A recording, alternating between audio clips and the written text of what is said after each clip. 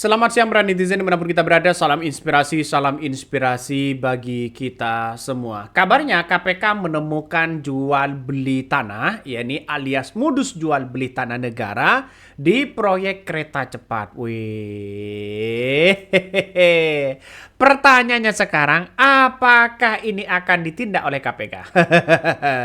Biasanya ditelusuri, dicari, dipahami, dipelajari, ya kita lanjutkan aja begitu. Komentar netizen, di apa begitu? Atau dilupakan? Karena ini masih penyelidikan ya. Materinya itu terkait dengan lahan sebetulnya. Jadi bukan masalah prosesnya, terkait dengan pembebasan lahannya. Karena ini kan ada beberapa komponen. Nah yang kita pilih terkait pembebasan lahannya. Yang dihalim, Pak.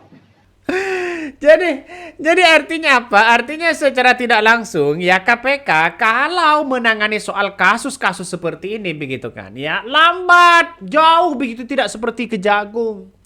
Kita lihat saja bahwa apa yang kemudian disampaikan oleh KPK, kalau memang ada dugaannya adalah ada modus jual beli tanah negara di proyek kereta cepat, harus ditindak begitu. Seharusnya ini sudah naik ke tahap penyidikan, ya, bukan penyelidikan lagi. Kenapa? Karena kita tahu di era Jokowi begitu kan ya, yang dibangun kereta cepat ini, kata Pak Luhut, ini sudah busuk sejak awal. Makanya KPK hari ini kabarnya menyoroti soal keanehan-keanehan. Ya, disoroti, dipahami, dipelajari, ditelusuri, ya akan ditindaklanjuti dan dan sekemua dan selanjutnya begitu kan. Dan pada akhirnya dilupakan. Misalnya ya. Kalau ada dugaan beli tanah milik negara sendiri begitu dijual belikan uang tanah negara dibeli untuk negara, artinya kan dibeli sendiri begitu, dan pada akhirnya ini harus dipertanyakan. Kenapa? Karena kita lihat saja sekarang ini begitu kan ya, Pak Purbaya sampai geleng-geleng kepala begitu kan. Terapkan sesuai dengan kebutuhan pada waktunya, sehingga sekarang tahun depan. Saya nggak tahu, itu bukan Menteri Keuangan tapi perusahaan Bank Sentral, kan Bank Sentral udah kasih pernyataan tadi kan. Jadi jangan gue yang digebukin. Bagaimana lagi nanti begitu kan ya, hutang-hutang kereta cepat apakah nanti dibebankan kepada APBN atau tidak? Pak Purbaya ini geleng-geleng kepala begitu. Gimana ini? Mau diberantas sana sini begitu kan ya. takut nanti dimarahi lagi begitu kan kalau menggunakan bicaranya koboi sana sini begitu. Jadi saya kira ini harus ditindaklanjuti begitu ya, harus ditindaklanjuti. Jadi Komisi Pemberantasan Korupsi KPK ini ya mengindus adanya modus baru dalam dugaan korupsi ya pembebasan lahan proyek kereta cepat Jakarta-Bandung atau KCJB WUS ini, lahan yang kemudian milik negara lalu kemudian diduga dijual kembali oleh sejumlah pihak kepada negara untuk proyek strategis nasional. Nah, kalau dari negara untuk negara, dari negara dibeli untuk orang lain, begitu kan ya. Dari oknum mereka, ya ini harus ditelusuri betul. Ya, padahal ini ngapain? Kalau sudah punya negara, kenapa kok masih dibeli oleh negara? Ini kan pada akhirnya ada keanehan begitu. Makanya KPK harus berani, ini harus ditindaklanjuti begitu siapapun orangnya begitu kan. Nah, dia menduga bahwa ada oknum-oknum di mana yang seharusnya ini milik negara tetapi dijual lagi ke negara. Nah, ini salah satu diungkapkan oleh PLT begitu kan, Deputi Penindakan dan Eksekusi KPK Asep Guntur Rahayu ya di gedung Merah Putih di situ begitu. Nah, kalau toh pada akhirnya seperti ini maka harus ditindaklanjuti begitu kan.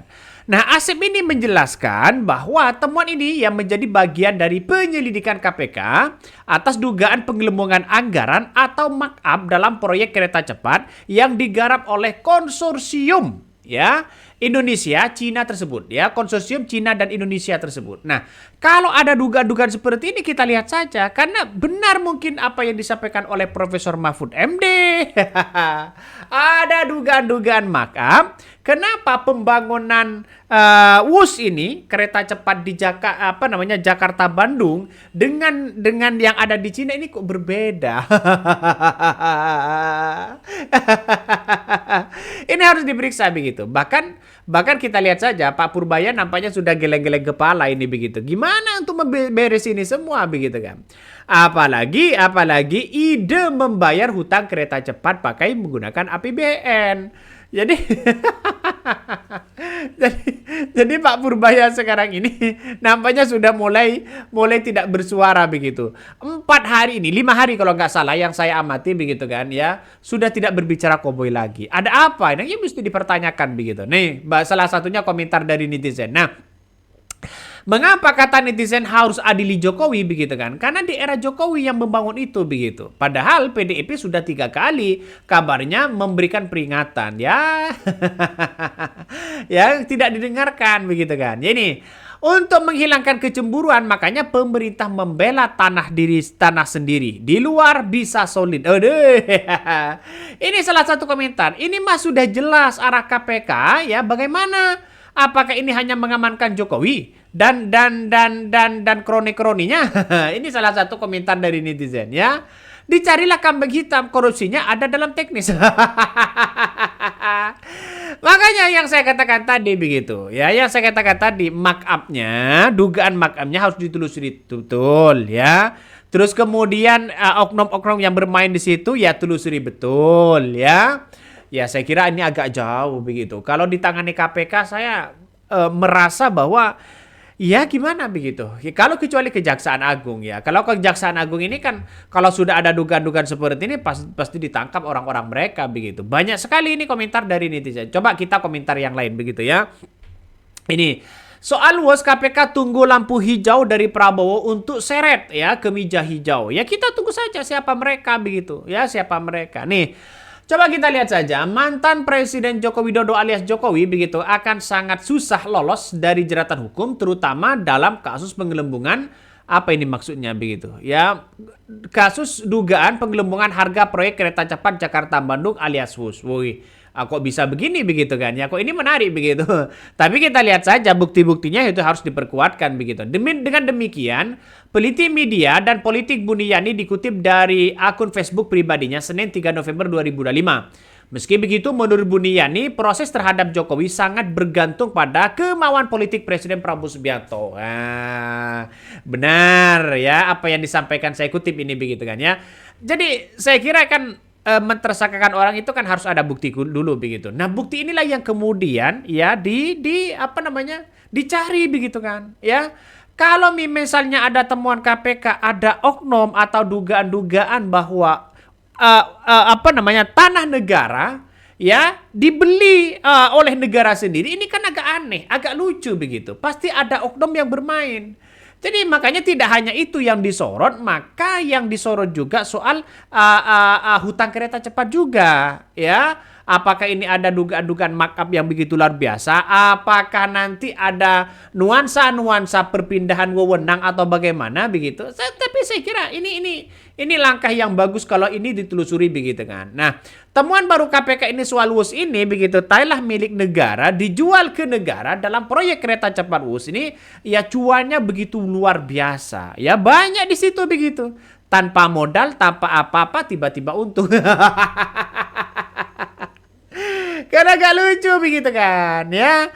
Tiba-tiba untung. Inilah yang kemudian akan dicari di situ begitu. Makanya yang saya katakan tadi KPK ya sekarang ini kabarnya begitu kan ya, walaupun sudah mendalami aliran dana dan pihak-pihak yang diduga terkait dengan praktek-praktek tersebut ya, saya kira nilai uang yang mengalir dari modus jual beli fiktif ya ke tanah negara ya kabarnya kalau nggak salah mencapai jumlah yang sangat besar dan ini merugikan keuangan negara. Nah, makanya ditelusuri betul begitu.